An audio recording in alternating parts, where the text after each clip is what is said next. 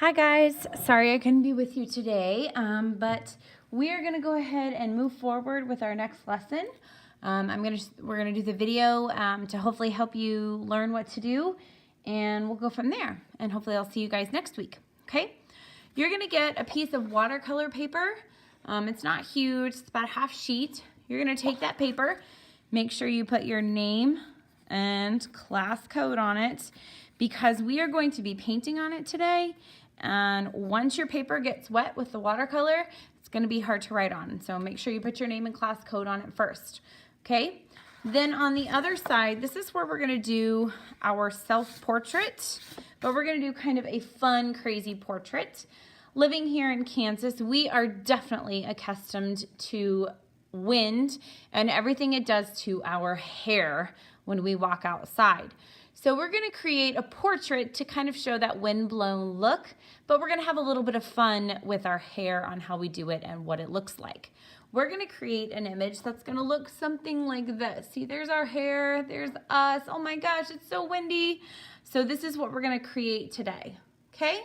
So the first step that we need to do is we need to draw our self-portrait, okay? You guys should know how to do this since we just got finished doing our Gustav Klimt pictures not too long ago. But there are going to be a couple of things that are going to be a little bit different. So I'm going to help us with that.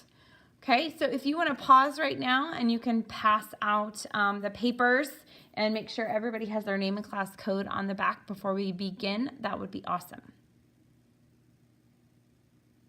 All right, now that everybody has their name and class code, let's start with our portrait. The first thing we're going to do, about in the middle of our paper, maybe a little bit lower, is we're going to draw our oval or our circle, but we're going to do our face shape. And we're going to make it nice and big, okay? Bigger than what we did for our Gustav Klimt pictures, okay? Then we need to add in our neck and our shoulders. See how close I am to the bottom? If you are farther up, it will be okay. Don't make your neck really, really long. It just means that you're gonna be able to see more of like your shirt and like your chest and your arms and things that you'll be able to see farther down here, okay? So underneath our head, we're gonna draw 2 curved lines for our neck. Something like that. And then those lines are going to continue their curve and go over toward the edges of our paper. These are going to be our shoulders. Okay, so what that means is that if your head and everything is farther up, those lines will just curve farther down and you'll be able to see more of your shirt. Okay, so we're going to do our curved line here to show our neck line for our t-shirt. Okay. And then the other thing that's going to be new is we're going to need to put ears on our picture today. We did not need to do that for the Gustav Klimt picture, but we are drawing your portrait without hair because we're going to be doing something different. So that is something that we definitely need to include ears on. And the way we draw ears is the letter C, when we're going to draw it forwards and backwards. Okay, so to draw the letter C, we're going to put it over here on the side of our head, and we're going to draw a very tall, skinny C, kind of like that. Okay, if you go too far out, you're going to look like you've got elephant ears, and we don't have elephant ears. Okay, so do a tall, skinny C. Okay, and then about the same spot, get as close as you can. Doesn't have to be perfect. We're going to do the same thing again, but our C is going to be backwards. Okay. So something like that. The next thing we're going to do, I'm not going to show you how to do it. You're going to do it on your own. It will be on the video just as if you need a little bit of a reminder, but I'm not going to talk you through it because you've already done it for our Gustav Klimt portraits. You've already drawn your self-portrait with your eyes, nose, and mouth. So that's the next thing we're going to add on here. So I'm not going to talk while I show you this. So if the teacher needs to pause, that's fine, but I'm going to keep going so you can see what we do when we finish our portrait, okay?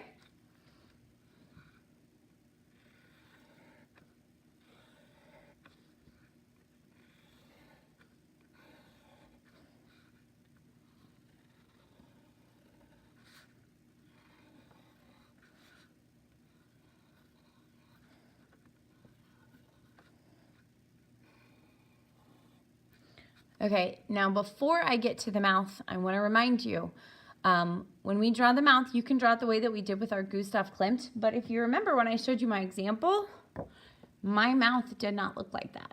My mouth looks the way that somebody who's surprised by, oh my gosh, there's so much wind, it's so crazy outside. That's a surprised look on their face. So you have the option to do your mouth the way we did for Gustav Klimt, or you can do this type of mouth for your mouth if you'd like to. That's what I'm going to show you as how to draw this. You can draw the other if you choose.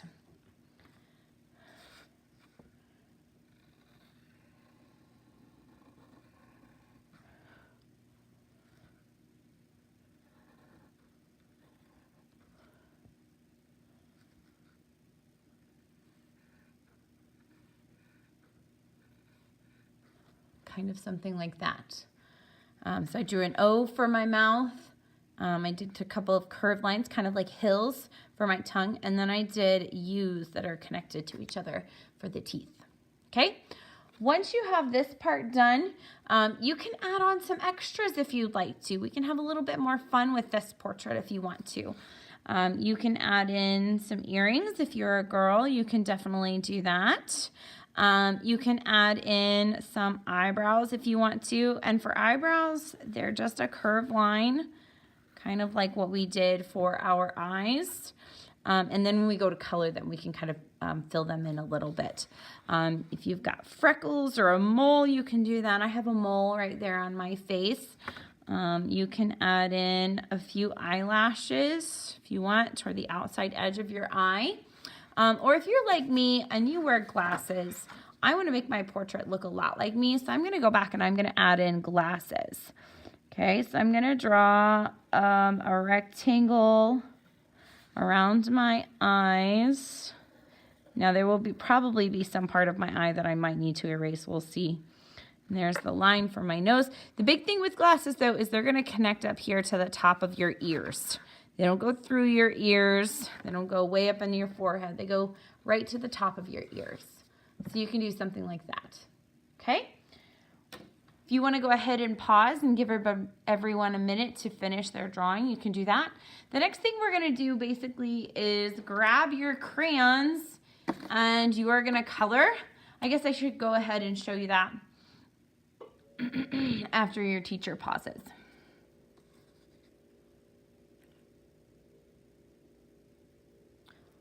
All right. The next thing for your picture is you're going to color everything in, and I'm going to do this really quickly just to kind of keep the video going. But you're going to color every part of your person here. There are lots of different skin tones out there, so make sure you choose the one that's right for you. I will say this though, when you guys go to color, if you can't, it's okay, not that big of a deal.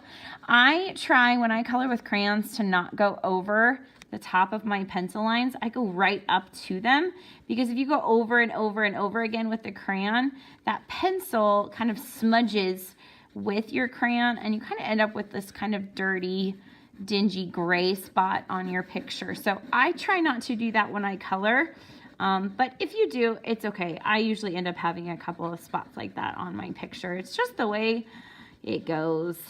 Coloring is kind of hard to do sometimes, especially on this thicker paper, and you want to make sure that you're coloring in so your picture's nice and bright and colorful and fun, but you don't want to take it forever. So don't forget to color in your neck and your ears though. And if you drew glasses, don't forget to color inside the glasses too. Remember, your glasses don't make your skin not show up inside. You remember your glass lenses, they're clear so people can see through them. So make sure you color that too. Okay? And don't forget to color your ears. Okay, all right, I'm ready to color my eyes. I have a nice kind of green, sometimes blue eye, but I'm going to color those in. Okay, the one thing we're not going to color in though is we're not going to color the background of our picture. And the reason is our hair is going to be made with oil pastels, or excuse me, with watercolors. What am I saying? Oil pastels. With watercolors. And we all know that watercolors and wax from our crayons don't like each other. They don't mix. So if you try to color in your background with crayon, and then you try to use your watercolor for your hair, it's not going to work. Your watercolor is not going to go where you want it to. Another thing I want you guys to notice is I'm going over all of my pencil lines with black crayon. It's giving everything a nice crisp edge. It's giving it an outline. We don't normally do this, but I have found that on these portraits, it really, really helps. So that's what we're doing. Okay. The other thing too is if you did an open mouth, make sure you color in that space between your teeth and your tongue on your open mouth. Make sure you color it black. Okay. Don't forget to color the inside of the eyes black also, okay? Some things, if you don't want to do a black outline, you don't have to. Like for this one, for my eyes, I'm going to do a green outline instead, kind of sticking with that color, okay? And then I'm going to color my tongue red, and then I'm going to color my shirt, and I'm going to have a little bit of fun with my shirt. I'm going to color it purple.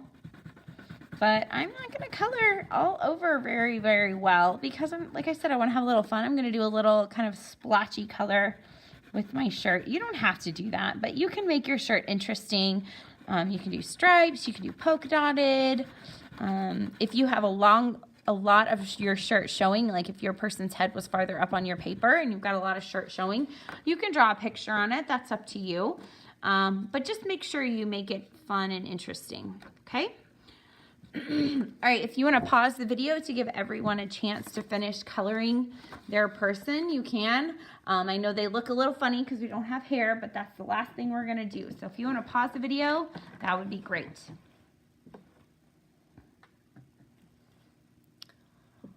All right, hopefully everybody's got their person finished coloring. If you don't, remember, that's fine. Just pause what you're doing, watch the rest of the video, and then you can always go back and finish before you watercolor.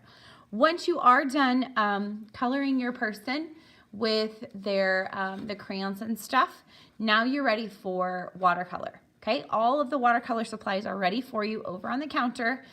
There's a stack of yogurt cups that you can fill halfway with your water. Okay, there's the teal bucket that has all of our watercolor trays in it. There's a blue cup that has your paintbrush. And then the other supply that you're going to need, and I would like the teacher to pass these out just so we don't have everybody's fingers all over them, are straws. You're going to need a straw to create this kind of crazy look for your hair. You can also grab a paper towel if you want, but you may not need it. So you might wait and see if that's something that you need. Okay? So the first thing that we're going to do is I'm going to select a color. You can use any color that you want. There is no set colors for this one. You can create a pattern with your colors, or you can just kind of have fun and go all over. I will say this though, if you choose to use black or brown, those two colors tend to take over your pictures very, very quickly. Also, if you layer a lot of your colors on top of each other, they're going to mix and you're going to end up with a muddy, muddy color. If you'll notice, I have color all over mine, but I only did a few colors in certain spots and I tried not to overlap them. So I have a very nice colorful hairdo, but I don't have a lot of you know, the ucky colors. I have a few little places where they've kind of mixed together, but it didn't do a ton, okay? The other thing that I just realized I didn't do on this picture, but I want to make sure you guys do, is if you'll notice, my hair is all the way up here, but everybody's hair is always usually connected down to your ear. So make sure that you get close to your ears too, or else it's going to look like you've just got hair on the very, very top of your head. Okay, so here's how we're going to do that. I'm going to take my watercolors and I'm going to wake up a color. I'm going to start with red. Mine are kind of already woken up a little bit. So I'm going to take some red and make a nice little puddle of color here. Okay, and then I'm going to take my paintbrush and I'm just going to put some drops of that paint down here. I want to make sure that I have drops of color.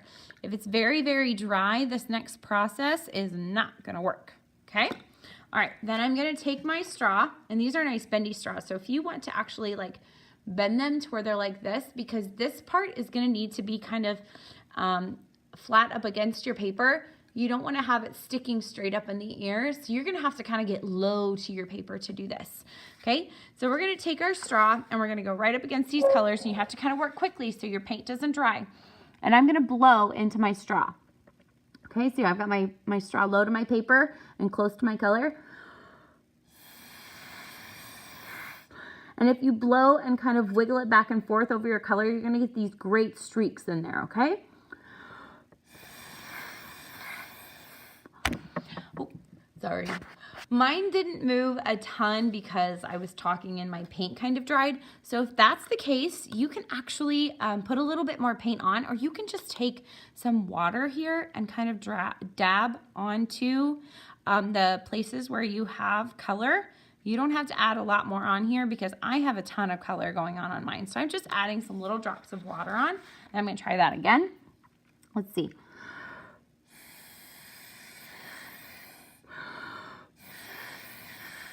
There we go. That's what I wanted to see.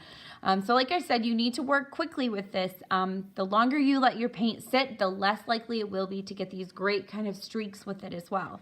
Another thing too, and I forgot to mention, is that when you're passing out supplies, or if you haven't done it already, or you're getting ready to do this, make sure that you grab a placemat also, because you're gonna make a mess on your table if you don't. Okay, so make sure you grab a placemat. All right, I'm gonna pick a new color this time. I'm gonna do a little bit of green.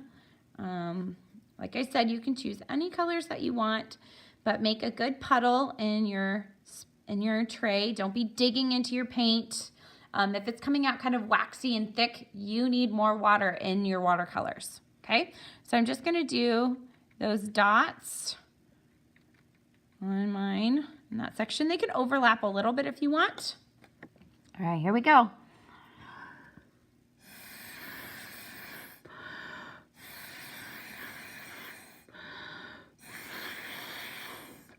Okay, now I got some great green going on. I think I'll do a section of purple over here along the side. Okay.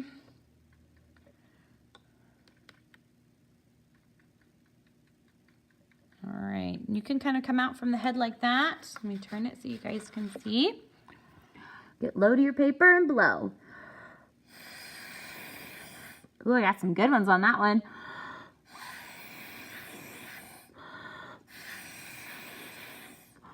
All right, that's looking pretty darn amazing and crazy.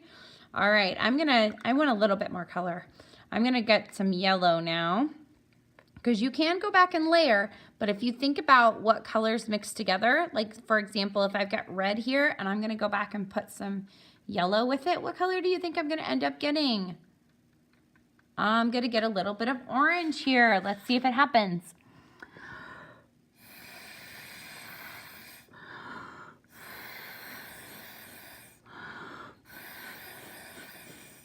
I didn't get too much orange, but I did get a little bit. There's a little bit of orange kind of right in there. So I got a little bit, but that's all right. I want to show you guys that you can use black, like I said, but a little bit of black is going to go a long way. So I'm going to mix up my black, and I'm just going to do just a few drops, just like I've done. I'm not going to do it all over.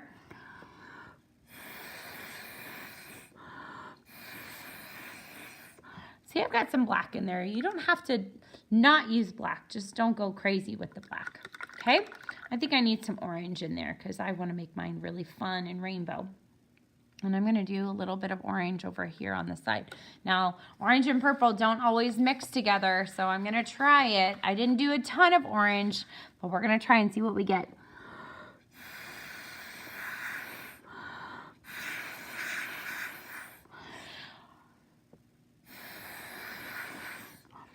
So I got still quite a bit of purple and quite a bit of orange, but I do have a couple of streaks in there that are kind of getting more to that black brown, okay? Now, you are using a lot of effort to blow this watercolor paper on your paper, okay? If you need to take breaks and catch your breath in between blowing, that is fine. But you'll notice I'm taking a break right now, but I haven't put new color on. take your break before you add new color, or else your color's going to dry and you're not going to end up with your effect that you want going on. I do want to show you one last thing and then we will be done. I'm going to do a little bit of blue. See, I've got some blank space up here. Instead of putting my blue right next to my person's head, I'm actually going to take some of the blue up here and I'm going to fill in that space. Notice I didn't do a ton of dots, okay?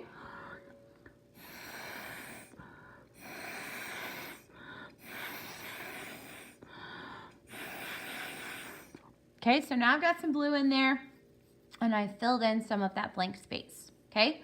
When you are done, your picture is gonna go on the drying rack, okay?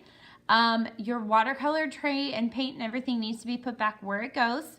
You know that the watercolor trays are closed and go back inside that blue tub where they came from. Put your paintbrush in the red bucket in the sink.